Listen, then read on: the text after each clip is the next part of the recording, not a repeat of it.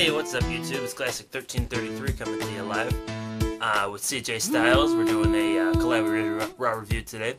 And we're doing something a little bit different today. Like, instead of just kind of reviewing the show and just kind of like saying like, the next thing that happened was so-and-so versus so-and-so, this was a bad match, this was a good match. Instead of the traditional, we decided that we were going to do something a little different and go ahead and pick like, pick 5 things we liked about the show and then 5 things we disliked about the show. So, but to be honest with you, I thought it was a very good show, so some of my dislikes are going to just be kind of like little nitpick things, but nothing really like awful, because I thought the show was pretty good itself. So, okay, so we're going to go ahead and go over the top 5 things that we liked about the show, and we're going to figure out who's going to go first using this silver dollar here. I'm going to call heads, and it was tails, so CJ gets to go first. So, go ahead, CJ. Number 5. Alright, thanks Classic1333 for having me on this special edition of the adult demographic. This is awesome. Number 5 for my countdown of the things that I liked from Raw last night. First of all, I gotta say Raw was a good show. There was more than 5 things that I actually liked, so I had to narrow it down to 5. And bottom line, this was a great show. Way to lead up into WrestleMania. Good stuff all around. I was actually impressed. I want your comments on this. But number 5 is CM Punk's promo on Jared, the Subway guy. I actually like this. This is before the Unification Tag Team title match, which of course was with Triple H, DX, you know, Shawn Michaels, Big Show, and The Miz. This is a great match, but the promo beforehand, the line of that promo was awesome, where Jared says it all. CM Punk, the Christian masochist, goes, "Serena, Luke, bring me Jared from Subway." That was funny. And then, Jared, we want you to be the official spokesperson for the Straight Edge Society. I got to admit, that was really good stuff. Then again, we get the best tag match I think I've seen on Raw in quite some time. This was a 17.5-minute tag team match. The only thing I didn't like about the tag team match was the 2 commercial breaks a little early on, but this match was just simply awesome. I mean, it was just simply awesome. The promo afterwards, where it's not Show Miz, it's not the Miz Show, it's Smiz. That's right, I'm calling him Smiz. Back to you, Classic. Okay, for my number 5, I've got Cody Rhodes versus Randy Orton matchup. Now, the matchup itself was pretty good. Could have gone a little bit longer, but I really like the booking they did with this, because they're kind of like teasing, you know, is Cody Rhodes like, you know, in cahoots with Sheamus because of the whole breakup with Legacy that they're doing right now.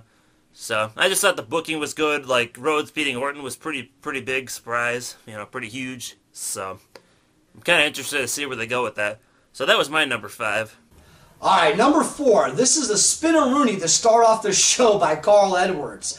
Carl Edwards is really entertaining all night. NASCAR driver, of course. I'm a fan of NASCAR, so this guy does got some charismatic qualities. I love the little nice somersault off the top turnbuckle. Like the little driving before the show. Simply great. He wasn't overused, wasn't overexposed. He was in 3 segments and did really well.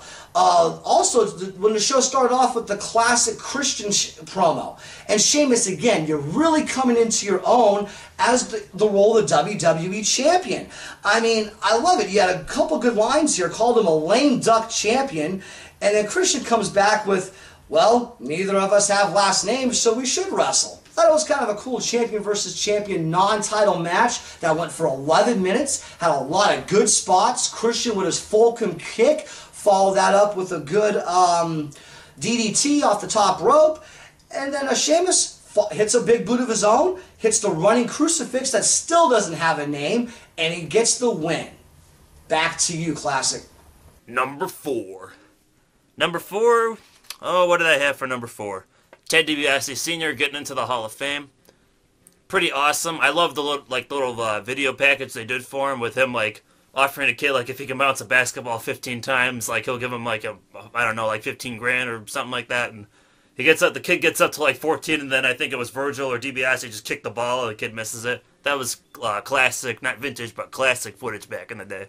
So DiBiase was an awesome heel. It's awesome he's getting in the Hall of Fame. Number 3 for me was really the only true comedy sketch of the whole show. This is the bit backstage with Jarrett, Caller Edwards, and Santino promoting the Subway sandwiches.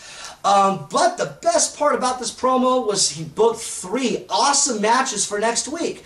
I'm telling you, the Raws before WrestleMania, especially after the Royal Rumble, they're always the best Raws for the whole year, those 7-8 shows. We're going to have Sheamus versus Orton next week, Debussy versus Kofi Kingston, and Cena versus Triple H. Now, come on, Cena versus Triple H, you know there's going to be a screw job in there somewhere. That match is not ending up clean, but I'm really looking forward to next week's Raw now. Back to you, Classic. Number 3. Number 3, Sheamus versus Christian. Great matchup. I thought it was a very good matchup. You knew Christian was going to lose the matchup, but the fact that he, actually pretty much went toe-to-toe with Sheamus the whole time was awesome. So he didn't really look that bad, and when he goes to SmackDown, or Raw, probably SmackDown, he's going to look good. So I thought they did a good job with that. Number 2. Ted DiBiase, the $1 Million Man in the Hall of Fame. It's about damn time. Echoes everywhere. He should have been in the first Hall of Fame back 10 years ago. I mean, I love when they were showing the old $1 Million Man vignettes. And I was hoping they would show up with the one with RVD. I don't know if you remember this, fans. He was a teenager at the time. He was kissing his feet. This was, again, awesome. The vignettes were simply great. I loved Money Incorporated when they were the tag team champs with IRS. Loved the $1 Million belt. Loved the feud he had with Virgil as well. His facial expressions, Virgil, hey, it was just good stuff all around. That's why DiBiase deserves to be in the Hall of Fame just in his 6-7 years alone in the WWE, or WWF at that time. Back to you, Classic. Number 2, DX losing the tag titles to Miz and the Big Show, or as they call it, Show Miz.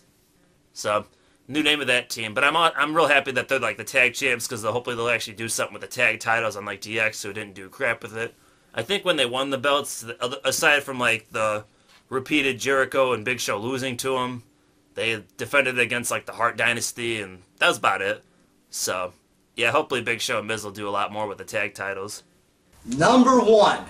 Come on. The Bret Hart Vince McMahon segment. What else is it gonna be? Bret Hart gets a little revenge back, punches out McMahon to end the show. Love the destroying of the set. It looked realistic with him falling down. I mean, the explosions were a little hokey dokey. But bottom line, that was an awesome way to end Raw. Again, I'm really looking forward to next week. I'm also looking forward because they have Shawn Michaels. Is he going to retire? I think the career is going to be on the line against Taker's undefeated streak at WrestleMania. Number 1, no Hornswoggle. So that was my 5 likes on the show. Peace.